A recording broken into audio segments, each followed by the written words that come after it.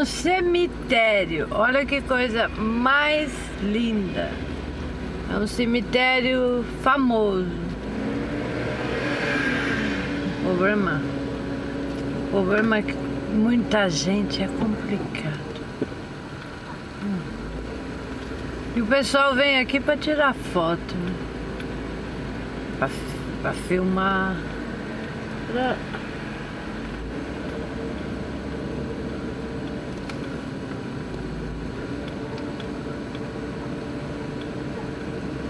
Aqui é assim. É, então, aqui vem carro atrás, não dá pra parar.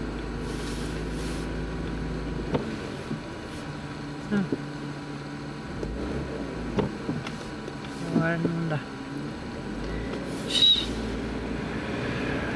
O carro tinha parado lá pra...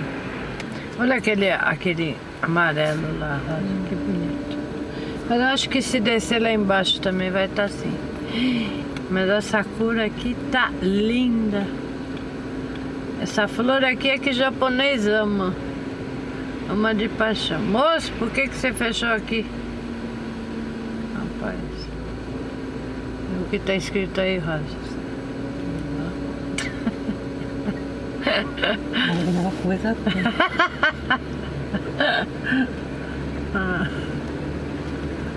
Aí aqui também, ó.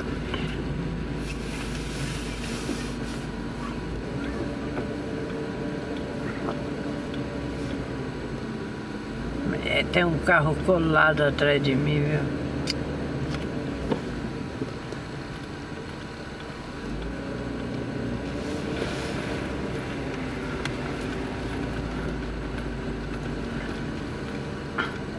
Japonês fazendo piquenique no cemitério, olha lá debaixo da árvore.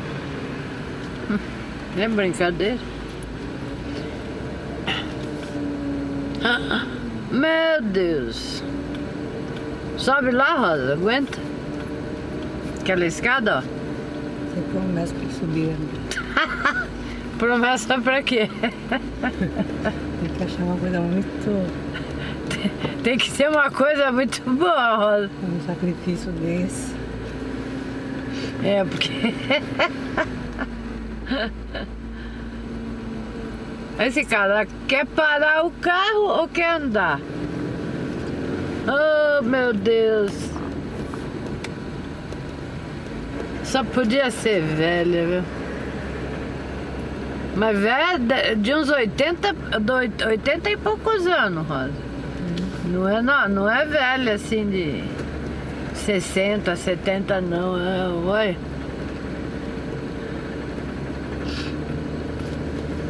Vamos fazer promessa, Rosa? Aí a gente sobe lá em cima, ó. Aguenta? Ó. Aguentar eu subir até que sumo.